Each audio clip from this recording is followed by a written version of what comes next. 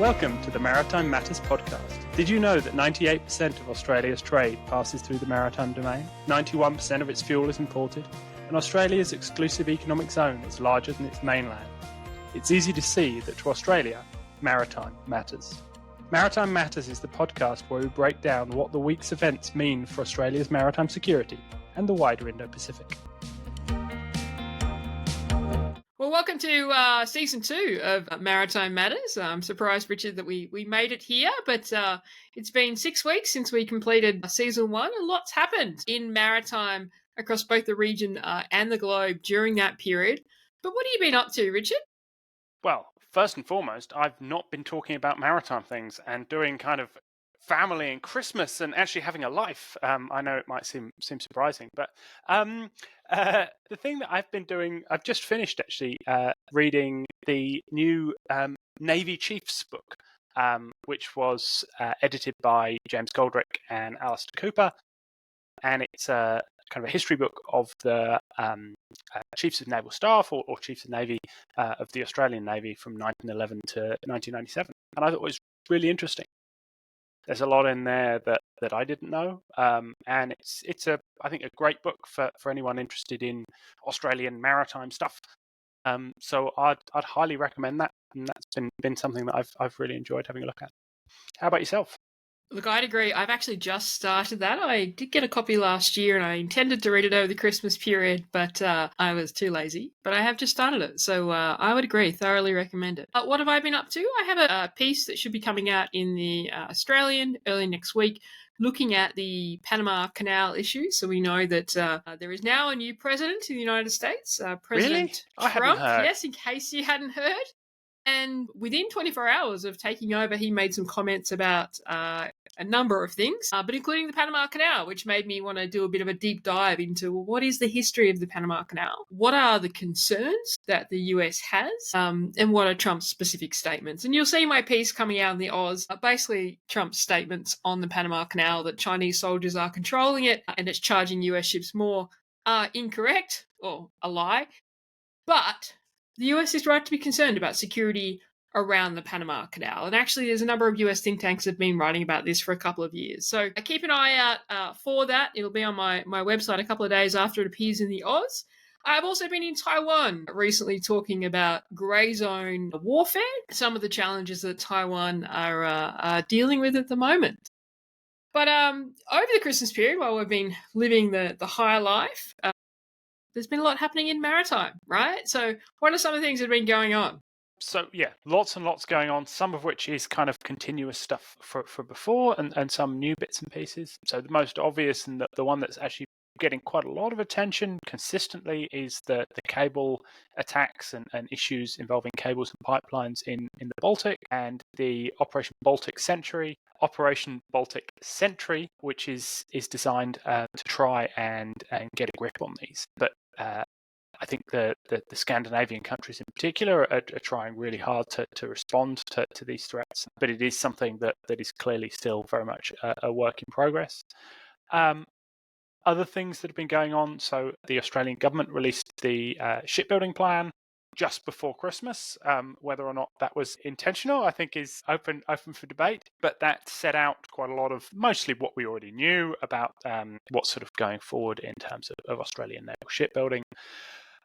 Other things include kind of discussions, obviously, around lots of stuff coming out of the new Trump administration. You've already mentioned the Panama Canal. We've heard lots about AUKUS, which we might talk a bit more about later.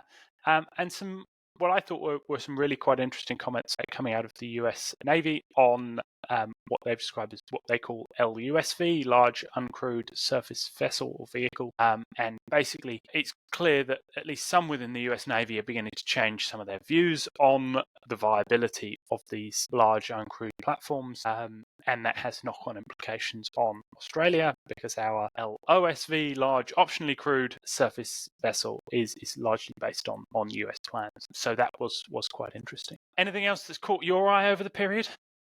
Well, the only other thing that I would flag is that the Houthis have claimed to have stopped attacking shipping. So around the 20th of January, about the time that the ceasefire came into place in Gaza, the Houthis made a statement that they would cease attacking ships unless they were Israeli ships, but reserve the right to also attack UK and US ships. They haven't attacked any ships during that period, but actually they had been in a bit of a hiatus in the lead up to that ceasefire, so there really hadn't been many attacks in the month kind of leading up to that. But what's also happened is they have finally released the ship and the crew, the Galaxy Leader. So the Galaxy Leader was seized by the Houthis on the 19th of November in 2023, so they've spent over 14 months in captivity. That was really the first major action of the Houthis in the Red Sea as part of what they called their blockade on Israel. Now, the Galaxy Leader was not an Israeli ship, and in fact, of the 25 crews, 17 of those were from the Philippines.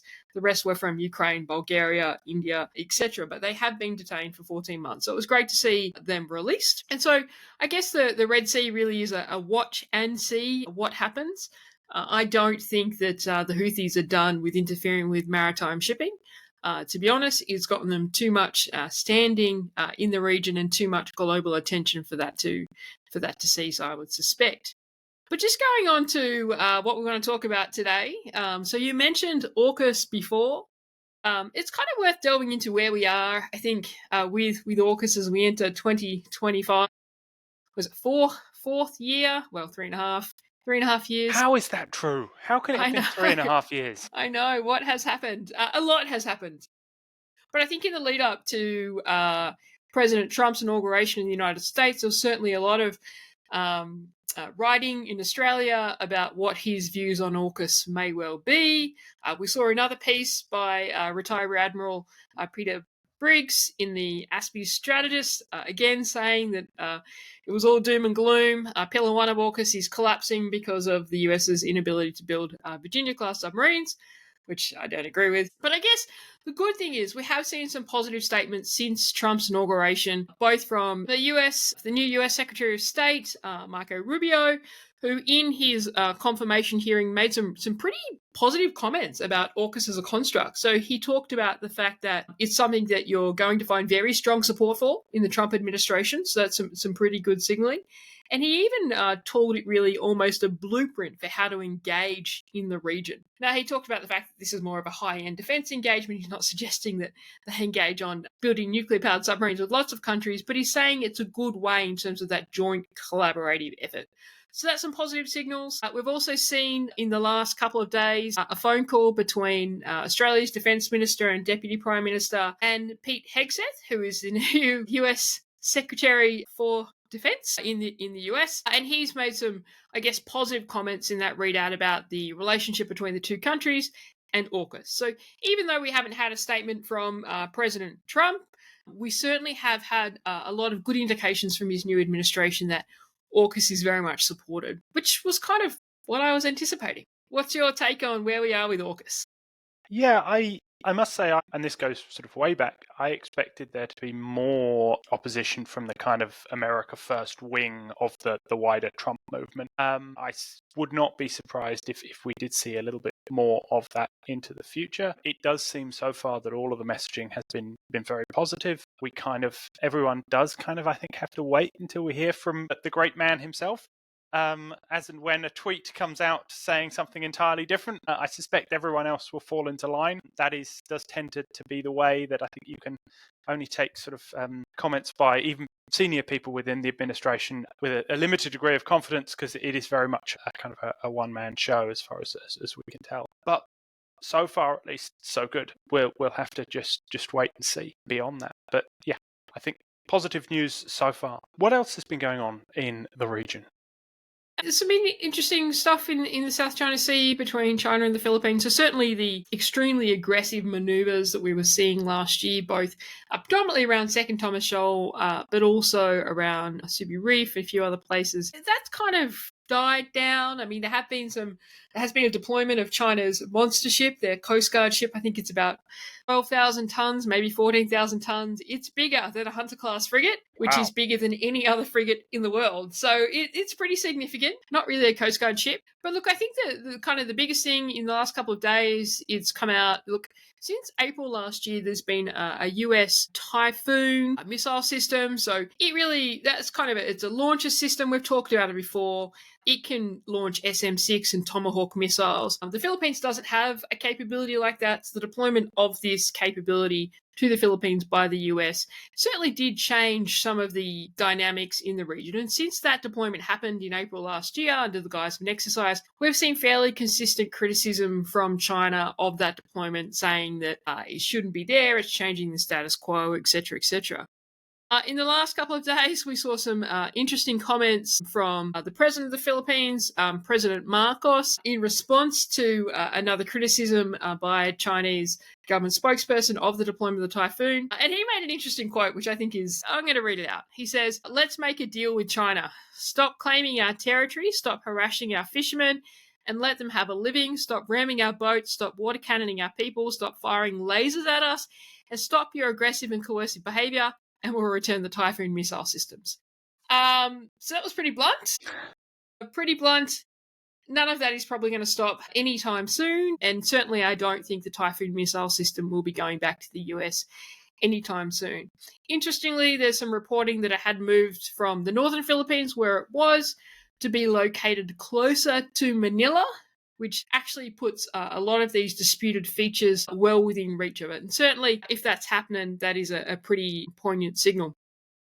I guess the other thing that's happening with respect to the Philippines and the South China Sea is there's been some more discussion about the Philippines taking China to international court or arbitral tribunal again. We've had the Attorney General the Justice Secretary of the Philippines come out and say they are discussing this. They're working out what is the most appropriate international avenue. The nature of this concern is more about the environmental damage that has occurred through both the maritime militias that China's been deploying to some of the reefs and also the island building. And when you look at some of the statistics, so the 2023, the Center for Strategic and International Studies said that China's construction activity had buried more than 4,600 acres of reef, which would have a significant environmental impact. And the Philippines has claimed that there has been irreversible damage to coral reefs and marine biodiversity, especially things like their large clams. So that tension is still going on there, and still that discussion around the deployment of the Typhoon missile system. And then about the second kind of international case dealing with issues in the South China Sea, West Philippine Sea. What's your take on all that? Yeah, so I think it's interesting to see, as you sort of mentioned, some of the most extreme sort of incidents and tensions seem to have died down towards the end of last year, but the tension is still very much sort of there bubbling underneath. President Marcos is certainly not backward about coming forward in some of his statements, and he certainly says it how it is. I think it's interesting in terms of the Typhoon or Typhoon. It seems to be interchangeable at various points, but I think it seems to now be Typhon. But anyway. Maybe. I'm happy with Typhoon, but yes, maybe. The missile system that was initially deployed there as part of an exercise and then kind of seems to have stayed there for quite a long period of time, which, as you say, I think it's a significant capability, but it's also a quite a significant sort of statement in terms of the United States' capability and commitment and this idea of responding in many ways to, after all, what is the Chinese missile systems that range across this whole area. And this is I think, this missile system is part of a wider American response to those kind of things. And you've also seen the deployment of HIMARS, and both Philippines and US HIMARS and other missile systems being used as part of exercises like Balakatan and elsewhere. So it sort of fits into that kind of narrative. And there was also a little while ago some reporting that from a senior Philippines defense or military person that they were actually interested in potentially trying to acquire some of these systems. Now, whether or not that'll happen, I think remains very much to be seen. But it is interesting how it feels like it is sort of changing the weather or changing the dynamics a little bit in the region. So yeah, I think certainly very interesting to see how these things play out. I can't imagine that as you say, the missiles are going anywhere, and the more the Chinese make a big deal out of it, the less likely they are to be moved anytime soon. Elsewhere in the region, there's quite a lot of other things happening. One of the most significant or biggest ones is the current major French exercise in the Indo-Pacific. So this is their kind of carrier strike group led by their nuclear-powered carrier, the Charles de Gaulle, which is in the Indo-Pacific as part of a broader deployment known as Clemenceau 25, with a destroyer, 2 frigates, and an SSN, as well as sort of replenishment vessels. So they've been in India, and they're moving now, and they're currently in the Philippines, and they're conducting a significant exercise in the kind of maritime Southeast Asia, which is called La Pérouse 25, which is currently going on, and it's divided up, and it's taking place in the Malacca Strait, the Sunda Strait, and the Lombok Strait. And it's involving quite a lot of the regional nations, including Australia, but it's sort of primarily focused seemingly around Indonesia, Malaysia, and Singapore. It's really quite an interesting exercise. We can't sort of pull out too much about exactly what the big theme of it is. The French statements have made quite a lot talking about maritime safety, which I thought is an interesting way of describing it, particularly when they're then talking about operating in these 3 key choke points, which can't be missed by anyone when you're operating major capability in these 3 key kind of choke points. And so that slight juxtaposition between the language that's being used, that's very much kind of on the softer end of what I would describe as maritime security, and both the kit and the location, which is perhaps pointing towards something slightly different. But I think we will be hearing more about, and we'll be talking more about this major French deployment for some time to come, because they're going to be going on into the Philippines Sea and into the Western Pacific, and doing further exercises with the Australians and the US and Japan and others. So I think that's a pretty significant deployment, and it's interesting to see the continued focus by certainly some European nations on the Indo-Pacific. Obviously, France has very strong ties into the Indo-Pacific, but this fits into a broader pattern, and we'll see, I think, a British carrier back out here next year. So, thoughts on the major French deployments? It's interesting. I gave an interview this week actually about carrier diplomacy in the Indo-Pacific, which does seem to be a key theme. So we did see the Italian next year, and it is a theme. And I was asked, why do I think it's a trend? And clearly it's about demonstrating the ability to project force in the Indo-Pacific, which is an important message from European countries. It is an impressive deployment. It's a 150-day deployment. I think the tanker associated with that, which name escapes me right now, but there's a 30,000-ton tanker that's with that carrier strike group. I actually think that's just pulled into Darwin. She's the Jacques Chevalier. Well done. Well done. Good pronunciation. I don't know about that one.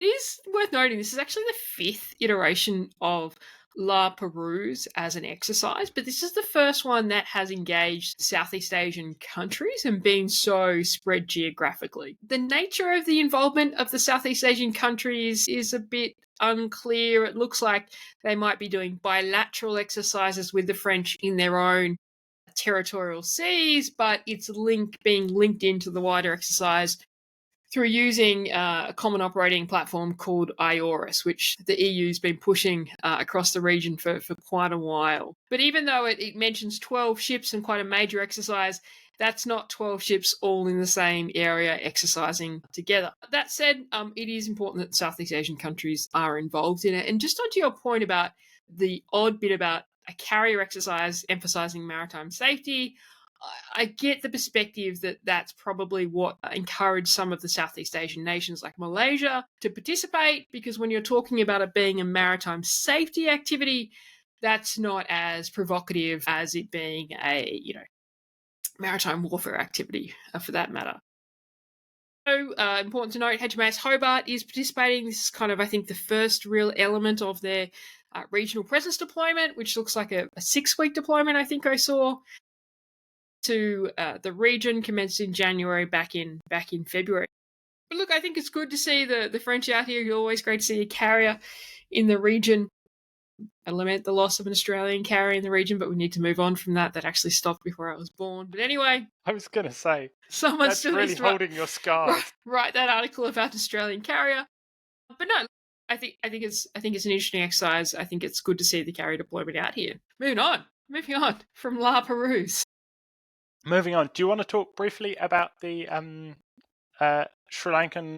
Oh yes, I did. So obviously, if you've listened to a few episodes of this, you'll know that the Combined Maritime Forces is an organisation close to my heart. It has been expanding over the last couple of years. So in 2022, it was 38 nations. It's now 46. Now, the level of participation of those nations in the Combined Maritime Forces, which, if you're not familiar, it's a maritime security organisation based in US Fifth Fleet in Bahrain.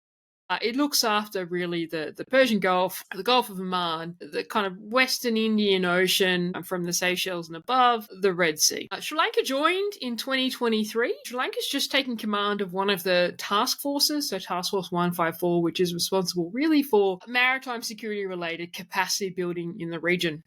The reason I think this is interesting is about 18 months ago, we saw the Philippines take command of a task force for the first time. They took command of the Counter-Piracy Task Force, 151. Now we're seeing Sri Lanka take command of a task force. I think what we're seeing is countries from either Southeast Asia and the Indian Ocean want to continue to grow their maritime security experience in a coalition or in a combined fashion, working out how they can work with partners in those areas beyond just their regional partners. And so I think that's an interesting trend and an interesting trend to watch. And I think there's a great paper in that somewhere of somebody talking about how you can actually leverage that for an organization in the region. Now, I'm not suggesting a combined maritime forces in the region. That has actually been suggested. There was a War on the Rocks paper 2 years ago. But I just think that's an interesting trend of regional countries wanting to get more experience in that combined and coalition type of organization. But moving on, because we are running out of time, as we always do if you watch this,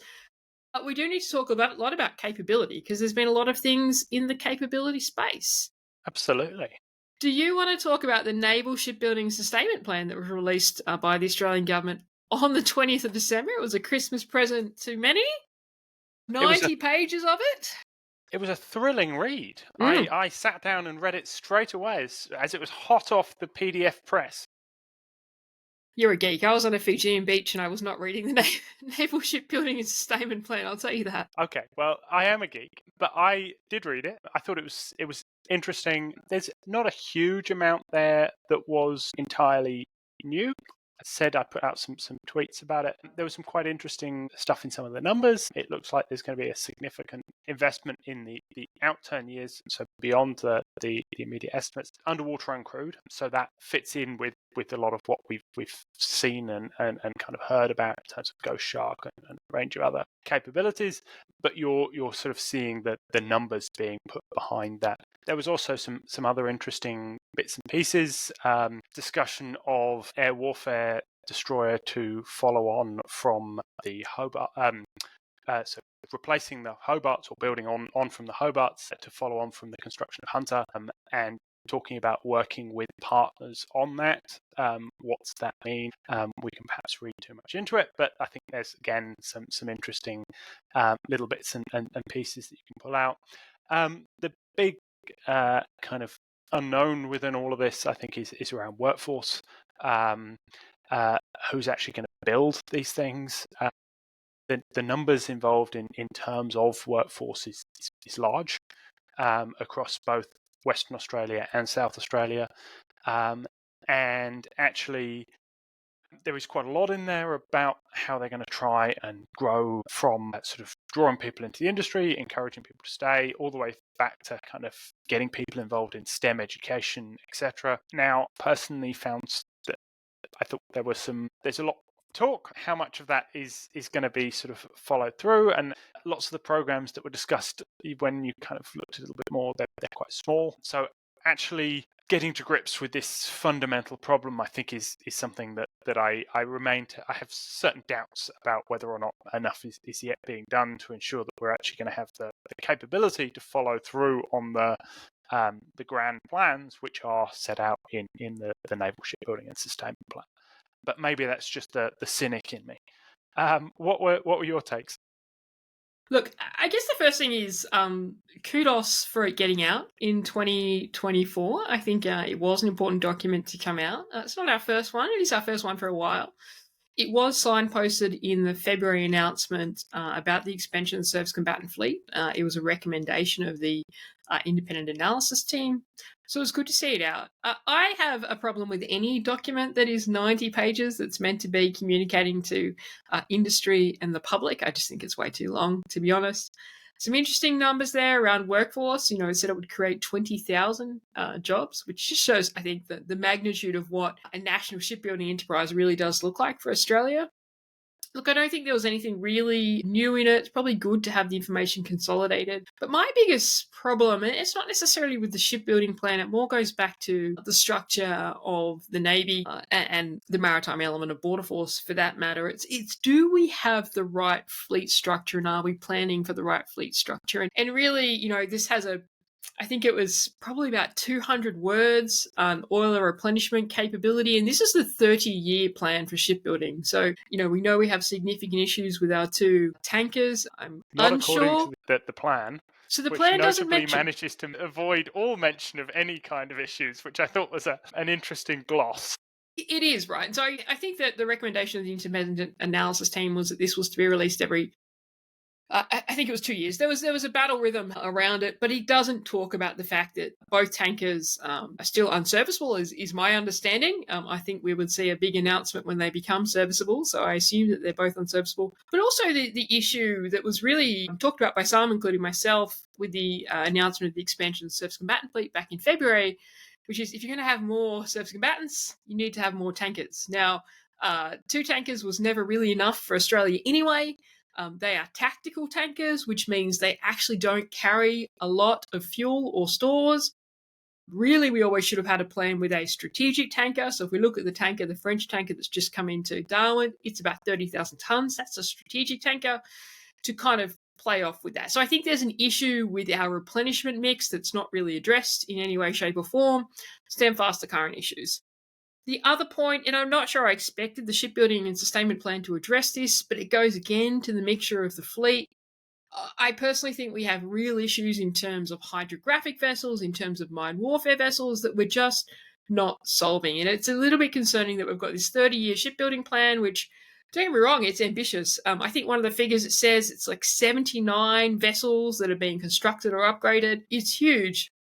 But it's very obvious to see the key issues in terms of the structure of the fleet. Nothing in this shipbuilding plan is actually addressing that, and we're investing a lot in Army amphibious capability, a large number of vessels.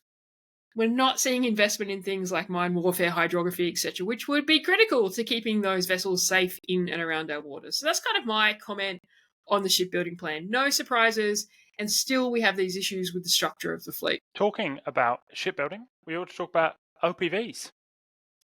Only yesterday, 2 big announcements about the OPVs. Yeah, so I guess, it's exciting. We firstly ought to explain what an OPV is.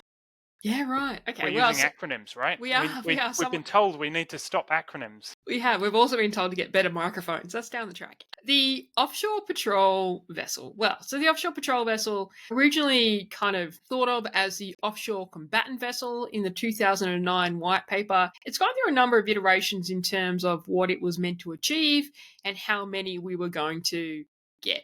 It was kind of envisaged as a multi-role vessel. The 2024 structure plan talked about 12 OPVs, but then this option to grow it to 20, and they may well be able to do mine warfare, hydrographic functions. It's kind of this idea of a containerized capability where you could say, we'll put this container on it and you are the mine warfare ship. We'll put this container and you're the hydrography ship, etc., etc. There became a lot of discussion kind of post the 4 structure plan in terms of, how does this vessel really fit into the fleet? It is not particularly survivable. It's very lightly armed, so it doesn't have any missile capability on it. It was meant to have a 40mm gun. That gun became part of a project of concern with the ANAO, so Australian National Audit Office. It now has a 25mm gun, which is repurposed from the Armadales that have decommissioned. And there's a question about what its role is. We were meant to get 12 in the independent analysis team report in the Expansion Service Combatant Fleet in February 2024. It was reduced down to 6. Interestingly, in the kind of announcement that came out yesterday, I think, which said that Arafura, so the first of the 6, new ship Arafura, which was actually first launched in 2021, was meant to be commissioned in 2023. It has finally, as of yesterday, been accepted into the fleet. So obviously, whatever was holding it back, and we can get into that, there's nothing that's been officially pointed out, has been dealt with, and there's an expectation it'll be commissioned later this year. So it's going to move to Western Australia from Osborne, where it was constructed, and be commissioned. Interestingly, in the announcement about that, just talking about kind of the roles and responsibilities and where it fits into the fleet. So when we talk about, okay, what is the role of this vessel that doesn't have much of an offensive capability, it's not particularly survivable. In the announcement yesterday of the Navy accepting it, it talked about the role being a civil maritime security role. I would argue, why does it belong to the Navy then?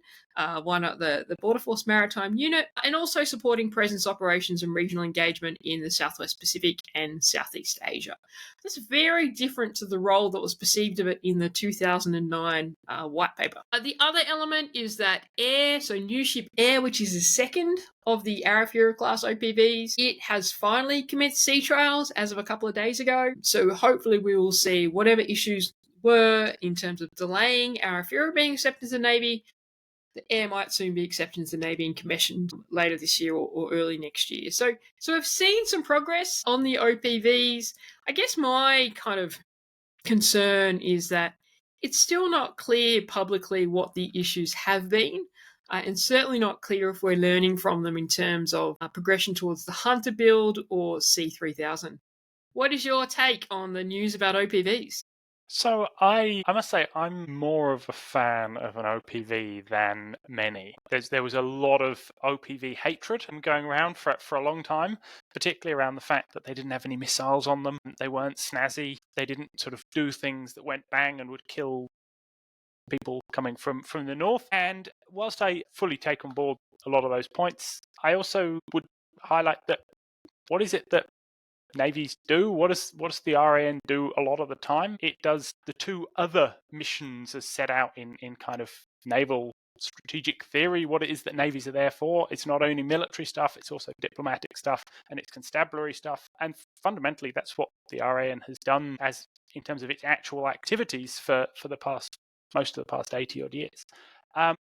In filling that role and in ensuring, for example, that there can be consistent presence in the Western Pacific, and that doesn't need to be done by a frigate or a destroyer, I think they serve a pretty sort of good purpose. I think you've only got to look at what the Royal Navy OPVs that have been in the region, and I think have done and are generally, I think, reasonably sort of seen as having done a pretty decent job in that kind of way. So I think there's a place for them. Now, whether or not you needed 20 of them, potentially, I think is a very different question. Now, there's obviously been a whole different set of issues about the build, which quite clearly has not gone according to plan. And the point that I would highlight with this is that it looks like progress is now being made with the first 2 hulls. It's important to remember, though, that the first 2 hulls were built at Osborne, so in South Australia. The remaining 4 hulls are being built in West Australia, in Henderson. So it's often said that building the same design or design of vessel in a different yard is basically almost as risky as building a new vessel first up.